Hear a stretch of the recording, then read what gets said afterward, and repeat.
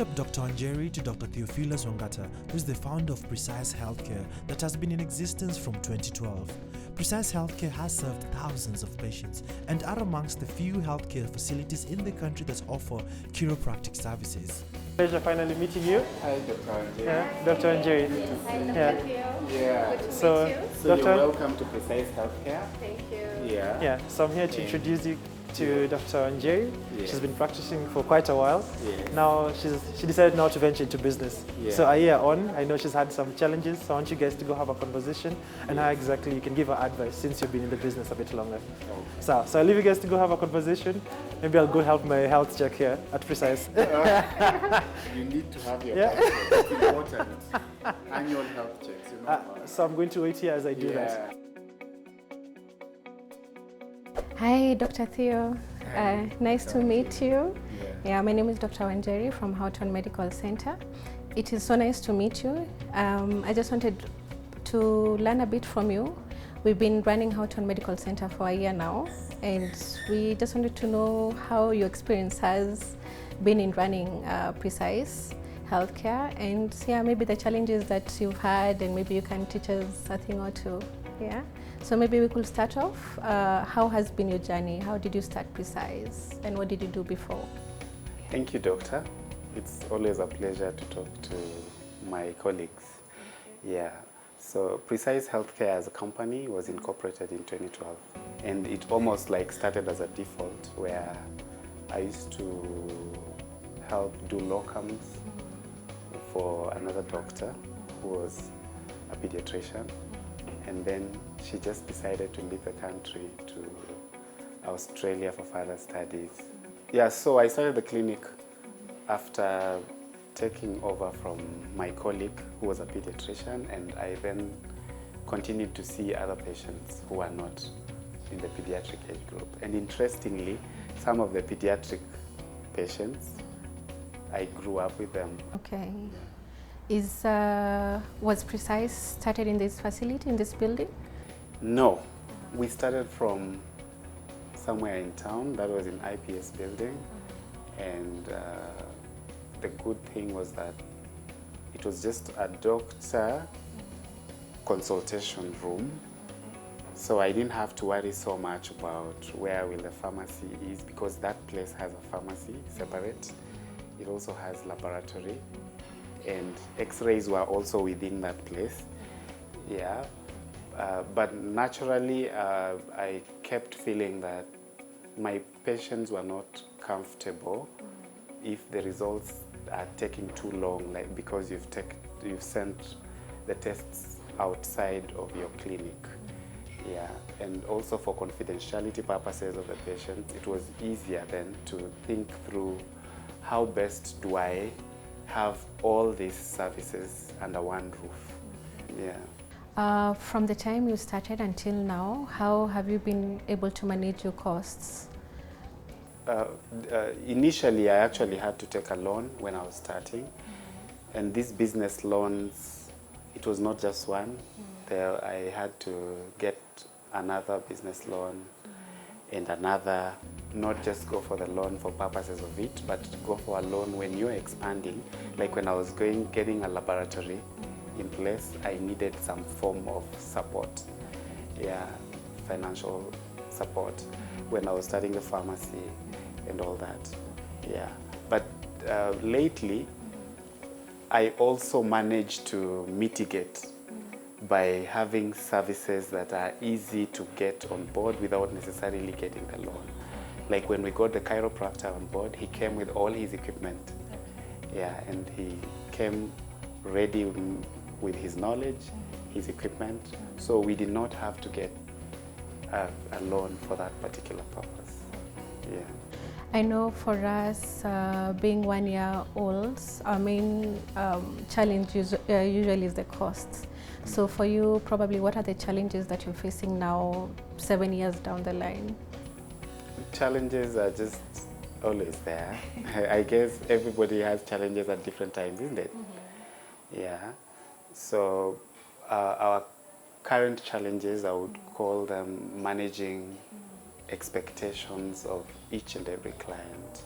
because we have a wide range of clients. We have a majority of our clients who are resident in the country, Kenya, who are Kenyans, have insurance cards. So one of the challenges is just to ensure that you operate within what the insurance wants, because there are those limits. How easy was it for you to get the insurance companies on board?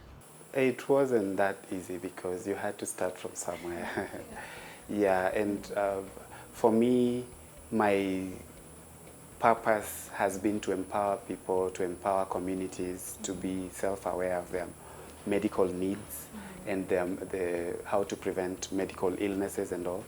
So I used to go to the insurance companies, and then we go together with them to the institutions, giving them these free services in terms of medical checkups, in terms of presentations on health topics.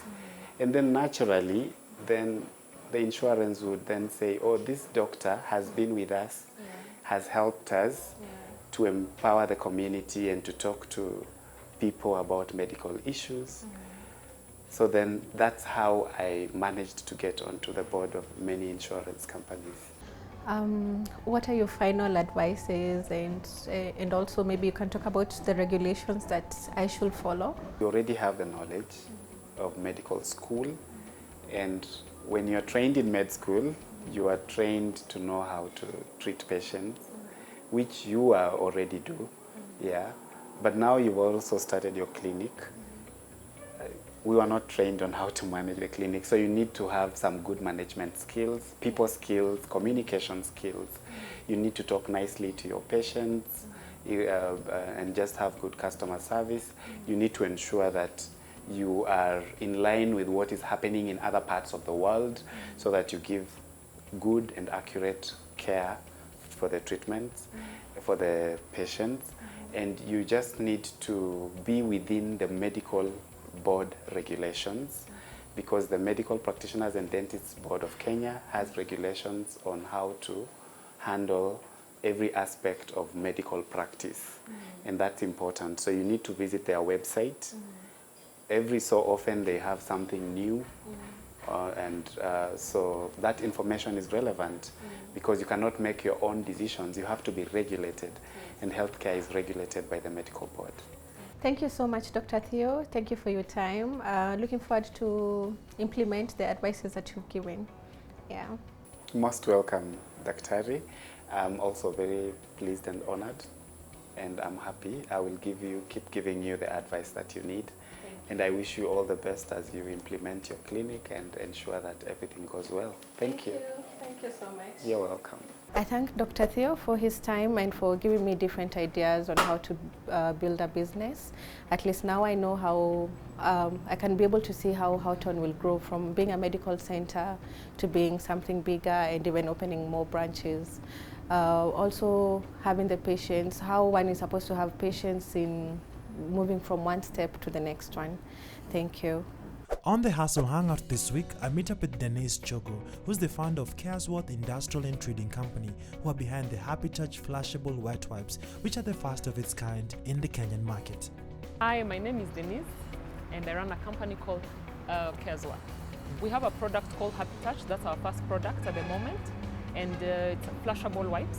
They are new in the market, in the Kenyan market. And I came up with the idea because of my son. He's turning 10 soon.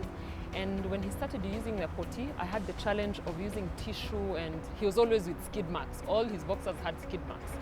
And since I'm a cabin crew, I used to travel and I'll get wipes from all over Europe, from Amsterdam and London. And they had these special wipes that were meant for potty training and anyone who is not comfortable using tissues. So I introduced them to him, and since then, he has never touched tissue since then. So I came up with the idea because I was like, I can help wamama wengine with the same issues. A few months back, in September last year, I thought of doing something other than my usual flying. So I decided to come up with these wipes And my son came up with the name Happy Touch. He tells me, Mommy, when I use the wipes, I feel happy. So it's a happy touch. A few pharmacies have taken them in. I'm trying to get into the supermarkets, although it's getting a bit hard. But if someone wants any order, I deliver personally. And finally, what kind of aspirations do you have for the business? Where do you see Happy Touch in the next couple of years? I want it to grow. I want it to be bigger, and I'll have more products, not just wipes. I'll have, I'm coming with a new concept that I'm not going to share today because it's still my secret. And I know mothers will love me with that. And then I'll bring up other products that are just not wipes. I recommend all women should have these wipes. Thank you so much for having watched the show. Hope you've learned a thing or two from the conversation between Dr. Wanjeri and Dr. Theo. And also hope you've been inspired by the Hustle Hangout segment. And also remember, we've been giving out gifts courtesy of the Samsung A series. So all you need to do is just tweet us or reach us out on social media, which is running below the screen, and tell us which has been your favorite lesson so far on the show. Remember to reach us out on social media. The handles are running below the screen. And also remember, each and every Wednesday to grab a copy of the Standard to read the Business Coach column. My name is Ian Dennis, and this has been The Business Coach, where we help entrepreneurs better their businesses. The winners of the Samsung gift hamper courtesy of the Samsung A series phones are Laura Atika. She tweeted, "My best business story was that of James, the IT engineer who has his chicken farm.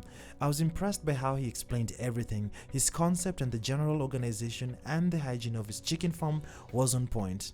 Calvin Queens, he tweeted, "My greatest episode has been that of Saru Organics, plus the manufacturing by Chandaria Industries.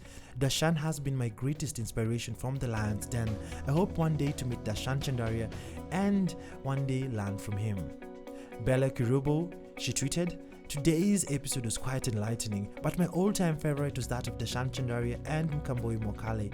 It was obvious that the lady was self-driven and with no doubt will be going far. Can't wait to feature on The Business Coach once my business kicks off." And finally, Hazel Lisa Hazel. "All episodes inspire and mentor me in different ways. It's really hard ranking them since I get to learn something new in every episode. Like the barber business who started his services under a tree shade and now owns an executive barbershop. The poultry business where I learned about not diversifying at seed stage and having a market in mind. It's a matter of being optimistic, open-minded, hardworking. I just love The Business Coach, hoping to be an entrepreneur too someday and touch people's life with my story." Feel free to reach us on our social media handles for feedback, comments, and if you'd like to be on the show.